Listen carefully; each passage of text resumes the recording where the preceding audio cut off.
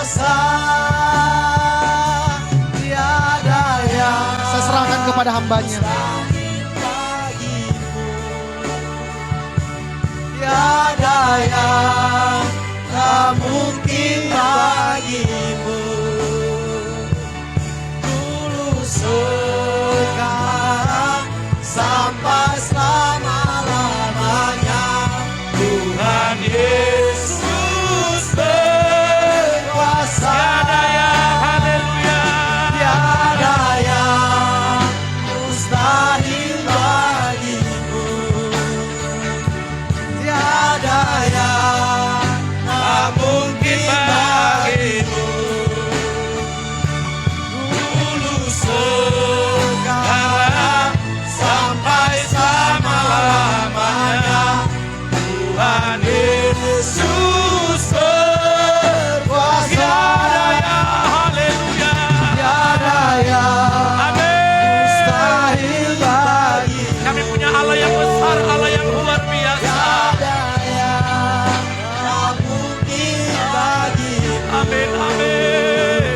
Dulu sekarang sampai selama-lamanya, Tuhan Yesus berkuasa. Tuhan Yesus, Tuhan Yesus berkuasa. Tuhan Yesus berkuasa. Haleluya. Engkau berkuasa atas hidup kami pada pagi hari ini. Beracara berfirman bagi kami semuanya. Hanya Engkaulah tumpuan dan kekuatan kami. Kami tak mampu bersandar dengan apapun kecuali kepada tangan Tuhan yang hebat. Engkau yang menarik kami dalam kegelapan, yang harusnya kami binasa. Tapi Engkau menarik kami masuk dalam terang-Mu yang ajaib. Engkau mengampuni kami, Engkau memberikan belas kasihan-Mu kepada kami, yang harusnya kami binasa. Tetapi Engkau mengangkat kami menjadi umat pilihan Tuhan. Dan hari ini kami berdiri di hadapan-Mu, di altar-Mu. Kami sudah memuji, menyembah. Dan tiba saatnya kami diberkati dengan sabda-Mu. Beracara, berfirmanlah, kami buka hati kami. Dan kami sambut firman-Mu dengan penuh pengucapan syukur dalam nama Yesus Kristus. Haleluya, katakan bersama-sama. Amin. Kasih tepuk tangan yang meriah buat Tuhan Yesus. Silakan duduk Bapak Ibu Saudaraku yang kekasih. Puji Tuhan, shalom. Semangat pagi. Semangat pagi. Haleluya. Puji Tuhan Bapak Ibu Saudaraku, dalam pagi hari yang dimana hujan dari tadi malam membasahi seluruh bumi dan juga membasahi tubuh Anda yang naik sepeda motor. Haleluya. Saya masih ingat dulu Bapak Ibu Saudaraku ketika gereja GB Karisma dibuka tahun 2010 yang beribadah di toko buku. Haleluya. Saya belum punya apa-apa. Masih naik sepeda motor Saudaraku. Maka alat musik dibawa pakai sepeda motor. Dan mau berangkat ibadah itu hujan. Maka beberapa kali kisah terjadi karena tidak dapat berbuat apa-apa lagi. Mau pinjam mobil siapa? Tidak ada yang mau dipinjam. Maka aku arahkan tanganku ke langit dan aku minta, Tuhan, kiranya beberapa menit ini berhentilah hujan ini. Maka Bapak Ibu Saudaraku, hujan itu pun berhenti. Karena aku punya Tuhan yang hebat, Tuhan yang luar biasa. Amin. Yakinkan dirimu bahwa di tanganmu ada kuasa. Di mulutmu ada kuasa. Ketika engkau percaya kepada Yesus, dia sanggup melakukan perkara-perkara luar biasa. Yang melebihi dari apa yang kau bayangkan dan pikirkan. Sehingga engkau terkagum-kagum untuk melihat dia dan engkau berkata, ku kagum hormat akan engkau. Jangan kau turun. Nah itu. Ku kagum hormat akan engkau. Berapa banyak orang Kristen tidak kagum kepada Allahnya. Kenapa dia tidak kagum? Karena dia tidak kenal siapa Allahnya. Aku kenal siapa Tuhan yang kulayani. Dialah Allah yang hidup, Allah yang luar biasa. Yang pernah mati buatku dan dia naik ke surga dan akan datang kembali kali yang kedua. Menyebut orang-orang yang percaya kepadanya. Amin. Dan itu bukan 1-2 kali terjadi Bapak Ibu Saudaraku. Karena memang saya tidak punya apa-apa, hanya punya sepeda motor. Itu pun sepeda motornya mereknya Casio. Tahu Casio? Casio orang. Tidak mampu beli. Seorang pendeta Charles Manurung 2010 tidak mampu beli sepeda motor. Dan pada saat kisah yang terjadi, Erik masih kecil. Mungkin umurnya baru 3-4 tahun pada saat itu. Maka hujan deras datang kembali. Mau berangkat hari Minggu pelayanan. Maka kuajarkan, mana tadi Erik tadi? Oh, sudah turun ke bawah. Yang anak saya tadi Singers tadi sini. Yang cowok. Saya angkat tangannya. Ikuti kata-kata papi nak ya. Tuhan Yesus, berhenti hujan dalam nama Yesus. Dan lama hujan itu pun berhenti. Karena apa? Bapaknya punya iman, impartasikan kepada anaknya. Maka hujan pun berhenti. Amin. Tapi jangan suruh saya pas lagi balap di Bali. Pak, ayo ke Bali. Ngapain? Berhentikan hujan. Itu bukan kerjaan saya. Amin. Itu bukan kerjaan saya. Itu hanya kerjaan siapa namanya itu? Siapa? Rara. Ah, itu Rara. Itu bukan kerjaan kita Bapak Ibu Saudara. Pekerjaan kita adalah mengerjakan pekerjaan Allah yang besar. Melayani kerajaannya. Amin. Jadi Anda dan saya harus yakin bahwa Tuhanmu itu hidup. Tuhanmu itu dahsyat. Tuhanmu itu luar biasa. Dari Januari sampai hari ini Bapak Ibu Saudaraku, bulan Juli, ini minggu terakhir. Tema kita dalam setiapnya Bapak Ibu sudah dibagikan kepada kita semuanya. Januari tema kita Bapak Ibu adalah berakar. Kiranya jemaat GB Karisma mengalami akar yang luar biasa dalam kekristenannya. Sehingga tidak tergoyahkan dengan masalah, tantangan, rintangan, problema hidup dalam perjalanan karir dan apapun yang kau alami. Engkau tidak goyah karena akarmu merambat ke dalam, bukan ke samping. Kalau akarmu ke samping, datang angin, engkau letoi, langsung tumbang. Apa itu Tuhan? Tapi kalau akarmu merambat ke bawah, kekuatanmu akan kuat.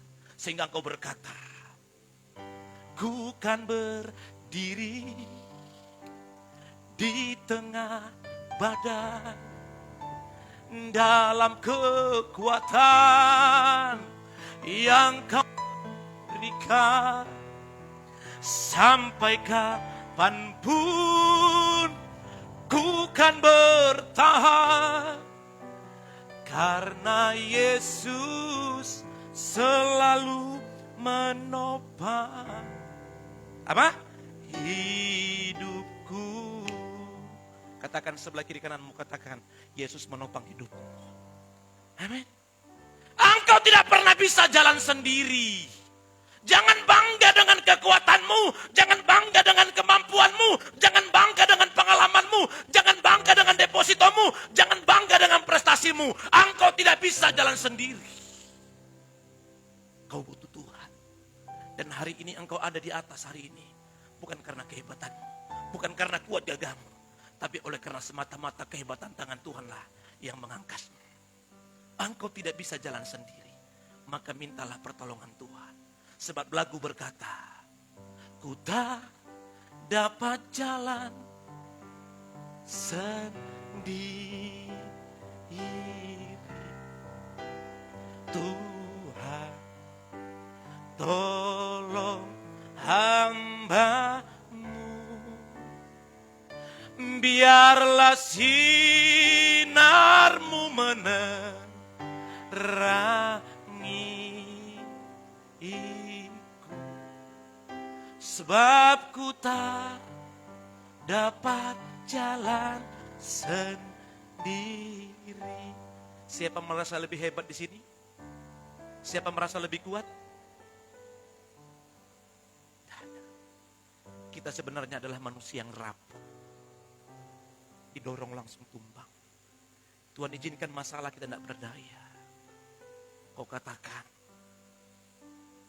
Tuhan, aku tidak kuat, aku lelah, aku capek. Kenapa engkau capek? Kenapa engkau lelah? Karena engkau mengandalkan pengalamanmu, engkau mengandalkan kekuatanmu, engkau mengandalkan apa yang kau punya. Tapi hari ini kau harus mengandalkan orang hebat yang bernama Yesus Kristus, yang pernah lahir dan mati dan bangkit kepadamu, dan ia naik ke surga dan akan datang kali yang kedua. Amin. Sekuat apapun Anda, saya menemukan begitu banyak orang kaya yang dekat dengan saya. Kelihatannya Bapak Ibu Saudaraku, kalau saya lihat mereka, wih enak hidupnya ya. Kalau saya lihat mereka itu enak hidupnya. Naik Alphard, naik Hummer.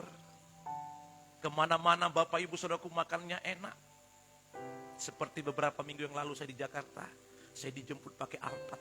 Wih, saya duduk di tengah-tengah. Sambil saya angkat kaki saya begini. Wih, seakan-akan memiliki. Tapi saya dengar anak Tuhan memiliki karunia menikmati. Mereka yang beli, aku yang nikmati. Katakan wow. Katakan wow. Makan Bapak Ibu Saudaraku di rumah makan ternama. Dihidangkan dengan baik, dijamu dengan baik. Kenapa bisa?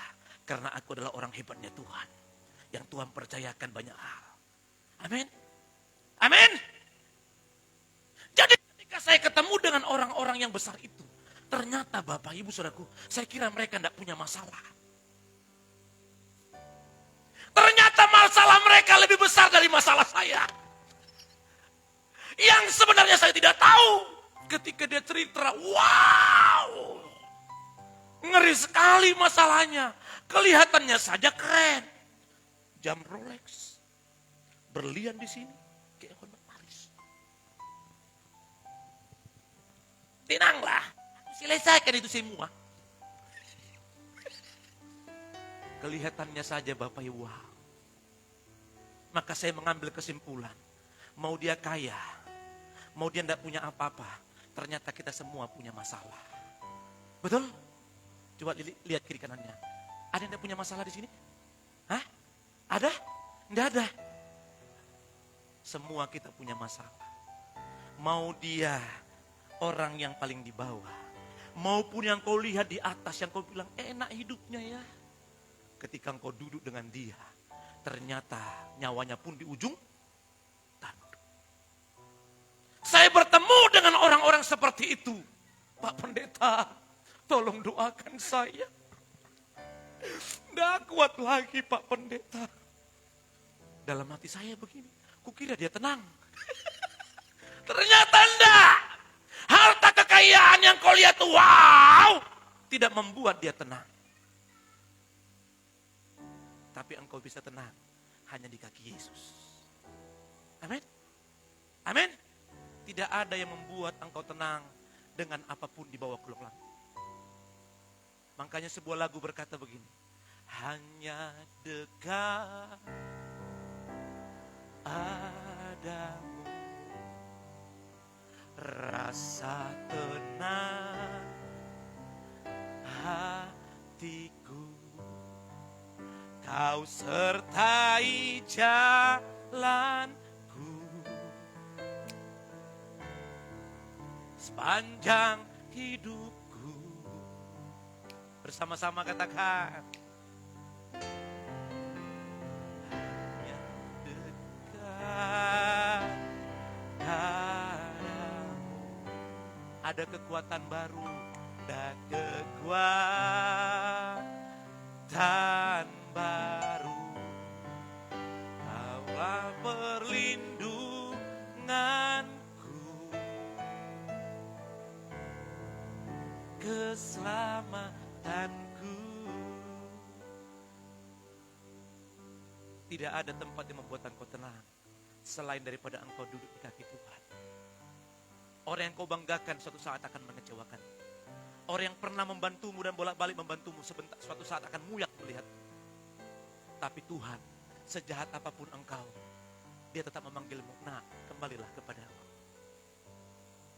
Dan dia menggandeng tangan sambil berjalan karena engkau tak mampu berjalan sendiri. Amin. Oleh karena itu Bapak Ibu Saudaraku yang kekasih, tema dalam perjalanan kita adalah pertama berakar. Habis itu bertumbuh, habis itu berbuah. Puncaknya hari ini adalah dewasa. 1 bulan ini Bapak Ibu Saudaraku kita berbicara tentang dewasa. Katakan dewasa. Orang yang dewasa Bapak Ibu Saudaraku akan menjadi orang yang hebat di hadapan Tuhan. Makanya Alkitab mencatat demikian kepada kita semuanya. Saya akan kebacakan kepada Bapak Ibu Saudara. 1 Korintus. Pasal yang ke-13 ayat 11. 1 Korintus 13 ayat 11. Ketika aku kanak-kanak, aku Aku berkata-kata seperti kanak-kanak. Aku merasa seperti kanak-kanak. Aku berpikir seperti kanak-kanak. Sekarang sesudah aku menjadi dewasa, aku meninggalkan sifat kanak-kanak itu. Dan dikuatkan kembali dalam 1 Korintus 14 ayat 20. 1 Korintus 14 ayat 20. Saudara-saudara, janganlah sama seperti anak-anak dalam pemikiranmu. Jadilah anak-anak dalam kejahatan, tetapi orang dewasa dalam pemikiranmu. Jadilah anak-anak dalam kejahatan, tetapi orang dewasa dalam pemikiranmu. Ngerti maksudnya? Nih, anaknya ibu ini, apa anaknya ibu? Siapa namanya? Cynthia. Ketika nanti ketemu anaknya Pak Yodi, mereka ribut Bapak Ibu Saudaraku. Mereka lempar-lemparan, tapi habis itu mereka teletabis kembali. Betul gak? Mereka nih, mama, dia nakal. Diambil uang, diambil jajanku. Mama, aku dicubit. Mereka berkelahi. Hitungan beberapa menit, mereka kembali berteman. Makanya Alkitab mencatat, jadilah anak-anak dalam kejahatan, tetapi orang dewasa dalam pemikiran.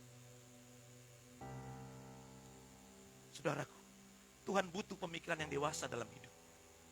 Karena orang yang dewasa lah, Bapak Ibu Saudaraku, yang akan mendapat janji dari Tuhan. Ketika Samuel memilih raja menggantikan Saul pada saat itu, karena Saul gagal dalam kepemimpinannya, maka datanglah ia kepada bapaknya Isai. Isai, aku mau datang melihat anak-anakmu. Karena anak Isai itu Bapak Ibu ada, kalau tidak salah 8. Maka panggillah semua anakmu. Maka dipanggillah semua anaknya Bapak Ibu Saudaraku. Maka Samuel bertemu dengan anak-anaknya yang gagah perkasa. Maka Samuel berkata, oh dialah yang akan kupilih menjadi raja menggantikan Saul. Tetapi Bapak Ibu Saudaraku, Alkitab berkata lain. Alkitab berkata lain. 1 Samuel 16 ayat 7 berkata, tetapi berfirmanlah Tuhan kepada Samuel, janganlah pandang parasnya atau perawakan yang tinggi, sebab aku telah menolaknya. Bukan yang dilihat manusia, yang dilihat Allah. Manusia melihat apa yang di depan mata, tetapi Tuhan melihat hati. Manusia melihat, wow, dia gagah perkasa, cocok jadi pahlawan, cocok menggantikan Saul menjadi raja bangsa Israel. Tapi Allah berkata kepada Nabi Samuel, Samuel, bukan dia. Kau hanya melihat parasnya saja. Makanya hai wanita-wanita Yerusalem yang cantik-cantik engkau yang luar biasa. Jangan engkau terpesona dengan seorang pria yang gagah. Belum tentu hatinya memiliki hati Bapa. Perawakannya boleh tampan, parfumnya boleh wangi, sampai turun dia kemana-mana. Bapak, wow, harumnya. Parfum boleh harum, tapi hati rusak. Buat apa itu hidup? Itu akan menghancurkan perjalanan pernikahan. Jangan terpesona dengan melihat kasat mata. Amin. Amin. Tapi lihatlah dengan rohmu bagaimana orang itu. Saudaraku, ketika Nabi Samuel berkata, masih adakah anakmu yang lain? Oh ada. Di mana dia? Ada lagi mengembalakan kambing dombanya. Panggil sini. Dipanggillah. Siapa namanya? Siapa namanya? Daud. Maka Alkitab mencatat wajahnya Daud kemerah-merahan. Dan lebih kecil daripada semua saudara yang ada. Maka Samuel berkata, itu dia yang akan menggantikan Raja Saul. Maka pada saat itu saudaraku, Daud dipilih oleh Samuel menjadi raja. Saudaraku, Daud adalah yang terkecil dari semua saudaranya. Tapi Tuhan lebih memilih Daud. Kenapa? Anda tahu? Karena Daud memiliki kedewasaan dibandingkan dengan saudara-saudaranya.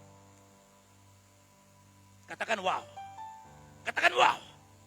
Artinya apa? Orang yang dewasa akan mendapatkan kepercayaan yang lebih. Katakan lebih.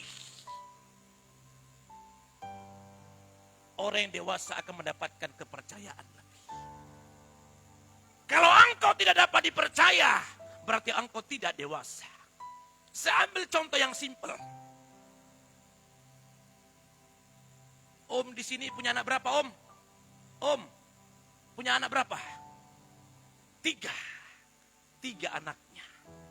Saya yakin dan percaya Om tahu siapa yang lebih dewasa, betul? Betul. Maka Om ini berkata begini. Dialah yang akan kupercayakan memegang tongkat estafet. Loh kenapa tidak yang paling besar, Pak? Tidak, yang paling bontot. Loh kenapa, Pak? Karena Papa lah yang tahu. Dia orang dewasa yang mampu memegang tongkat estafet. Saudaraku, orang yang dewasa akan mendapatkan kepercayaan lebih. Amin. Amin. Daud mendapatkan kepercayaan lebih dari saudara-saudaranya. Padahal dari perawakan tidak layak. Kamu boleh tampangmu tidak tampang seperti pengusaha, tapi hati dan pemikiranmu dewasa. Ingatlah, Tuhan akan mengangkatmu lebih dan lebih dan lebih. Amin. Tergenapilah firman Tuhan. Engkau bukan ekor, tapi engkau kepala. Engkau bukan dipimpin, tapi engkau memimpin. Amin. Amin. Bapak Ibu Saudaraku, saya mungkin sudah memberikan surat lamaran saya bekerja dulu. Mungkin lebih dari 200 kali saya memberikan surat lamaran untuk bekerja di sebuah perusahaan. Lebih dari 200 kali saya buat antar lamaran. Dulu belum main email Bapak Ibu Saudaraku. Main antar-antar itu lamaran. Kalau sekarang kan bisa main email. Main antar. Hampir 30 provinsi saya sudah merantau Bapak Ibu Saudaraku. Mengajukan lamaran. Tidak ada satupun yang diterima. Tidak ada. Tapi pekerjaan yang tidak membuat lamaran, aku diterima. Saya pernah jadi office boy. Saya pernah jadi supir angkot. Saya pernah jadi tukang becak di Makassar. Saya pernah tukang gali parit yang pasang kabel itu. Kalau pas hujan, becek dalam, ini kalau keluar dikirain apa? Hantu. Hitam coklat semuanya. Apalagi Bapak Ibu, saya pernah tukang cat. Apalagi? Nah, saya pernah tukang giling padi. Saya pernah sopir truk. Saya pernah calo bandara. Saya pernah di terminal. Apalagi? Saya pernah tukang pukul orang. Saya pernah jadi debt collector. Apalagi? Yang tidak membuat lamaran Bapak Ibu. Semua pekerjaan yang tidak membuat lamaran diterima. Tapi yang membuat lamaran tidak pernah diterima. Makanya Bapak Ibu Saudaraku, Tuhan, sekian banyak aku mengajukan lamaran, tidak diterima. Aku tidak mau jadi orang biasa-biasa. Maka aku berdoa, aku adalah kepala. Aku adalah bos. Amin. Makanya sekarang saya punya karyawan 11 orang Bapak Ibu. Orang bilang, bos, bos, bos, bos, bos. Halo, halo, halo. Katakan begini, kau bukan orang biasa-biasa. Amin. Kau adalah orang yang luar biasa. Amin. Maka dibutuhkan kedewasaan. Orang yang dewasa akan meniti hidupnya. Tidak pernah mundur di tengah sebuah himpitan masalah, tekanan hidup. Karena dia dewasa, dia tahu memilih dan bertindak dan berbuat apa. Kalau engkau tidak dewasa, engkau akan mundur. Makanya dibutuhkan kedewasaan dalam menjalani hidup. Kalau engkau dewasa, engkau akan tahu bersikap, bertindak, dan berbuat.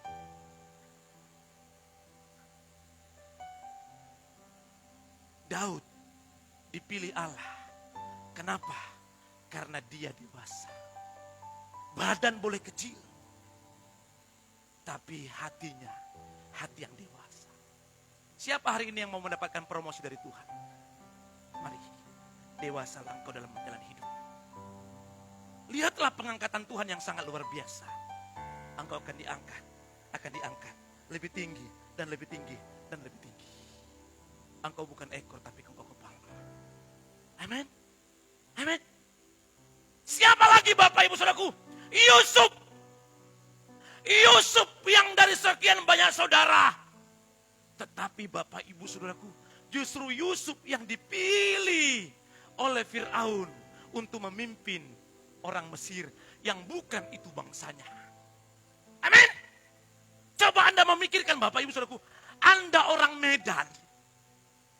Tapi bisa Tuhan percayakan memimpin Kalimantan Timur. Hebat enggak? Hebat enggak? Kau bukan putra daerah. Yusuf bukan putra daerah Mesir. Dia bangsa Israel. Tapi memimpin Mesir. Katakan wow. Tuhan memilihnya. Kenapa Tuhan pilih dia? Karena dia dewasa. Ketika dipersalahkan, dia tidak kecewa. Ketika dilukai, dia tidak kecewa. Ketika ada perencanaan pembunuhan oleh saudara-saudaranya, dimasukkan dalam sumur, dia tidak kecewa terhadap saudaranya. Justru dia mengampuninya, menerima kembali saudara-saudaranya yang pernah melukai hidupnya. Kenapa bisa Yusuf demikian? Tuhan angkat dewasa. Kau baru dilukai sedikit, kau sudah sakit hati. Baru tergores sedikit, kau tidak terima dia. Yusuf. Perencanaan pembunuhan. Tidak diperhitungkan dengan saudara-saudaranya. Dijual. Sampailah ke rumah Tante Poti. Tante Poti? Potifar. Bayangkan Bapak Ibu Saudaraku, dialah Potifar berkata, Yusuf, semua yang dalam rumah ini ada dalam tangan kuasamu. Hanya istriku yang tidak boleh engkau kuasai. Itu kata Alkitab. Maka Yusuflah yang mengatur semuanya. Bapak Ibu Saudaraku, semua pengaturan-pengaturan yang ada di rumah itu Yusuf yang mengaturnya. Tetapi Tante Poti melihat Yusuf perawakannya, wow, ganteng betul itu anak. Maka Tante Poti berkata, Cup, sini dong. Cup, ini Tante. Cup. Saudaraku yang kekasih. Tante Poti mengajak dia ke kamar. Untuk melakukan hal yang najis. Tetapi apa yang dilakukan Yusuf yang mudah perawakannya itu. Saya mau tanya anak muda di sini. Saya buatlah si Rizky. Ki, saya mau tanya kamu. Kalau ada istrinya bupati atau istrinya kamu wali kota, tinggal di sana. Rizky, kamu penguasa di rumah ini. Istrinya bupati itu cantik luar biasa. Ki, sini dong. Apa yang terjadi Ki? Jujur jangan ada dusta di antara kita. Apa Ki? Hah? Lari menjauh apa lari mendekat? Hah? Lari ya. Lari mendekat. Nando, jangan kau diam-diam di situ. Nah, sama jawabannya ya, sama ya, sama. Nggak mudah, Pak. Karena istri pejabat itu rata-rata cantik. Saya belum pernah ketemu istri pejabat yang jelek. Nggak pernah. Saya bisa, Bapak Ibu Saudaraku, saya duduk dengan gubernur, makan dengan sama-sama. Saya bisa makan duduk dengan Kapolda, duduk makan sama-sama. Apalagi Bapak Wali Kota kita dulu, Pak Jaang, sering makan sama-sama dengan beliau. Tapi saya lihat, tidak ada istri pejabat itu yang jelek. Memang mungkin awalnya jelek. Tapi karena banyak duitnya, berangkat ke Singapura. Dimodif lah mukanya. Dipotong sedikit, dijahit Bapak Ibu, kasih begini, lama-lama cantik. Yang gemuknya minta ampun Bapak Ibu, kalau jalan pun tarik lemah, sedot lemah, akhirnya pergi. Istri pejabat, ada Makanya Bapak Ibu, jarang Anda temukan istri pejabat yang jelek. Hampir tidak ada. Saya terlalu yakin istrinya Potifar ini cantik. Sepakat ya? Sepakat enggak? Sepakat. Tapi di sana Bapak Ibu Saudara, Tuhan tidak salah memilih Yusuf. Di sana Yusuf memiliki kedewasaan yang sangat luar biasa. Aku tidak mau mencemari nama Tuhan Allahku dengan hal-hal yang najis, hal-hal yang kotor. Karena aku adalah orang pilihan Allah. Dengarkan baik-baik. Kalau engkau pilihan Allah, jangan cemarkan dirimu dengan hal-hal yang najis. Amin. Hal-hal yang kotor. Alkitab mencatat boleh memandang wanita, tapi jangan mengingininya. Ketika engkau mengingininya, apa kata Alkitab? Engkau sudah berzinah. Ngeri enggak? Di mall. Wow. Datang istrinya dia cubit. Apa itu? Wow. Karena tadi istrinya dia pergi ke cari pakaian. Ternyata yang cubit dia istrinya. Oh mama. Saudaraku, ketika engkau melihat dan memandangnya dan mengingininya, engkau sudah berzina. Kalau demikian, tidak akan pernah ditemukan kedewasaan dalam dirimu. Karena engkau mari dirimu dengan hal-hal yang najis, hal-hal yang kotor. Apakah kau mendapatkan kepercayaan dari Tuhan? Tidak. Engkau akan menjadi orang biasa-biasa. Hari ini Bapak Ibu, Anda mau menjadi orang luar biasa? Amin?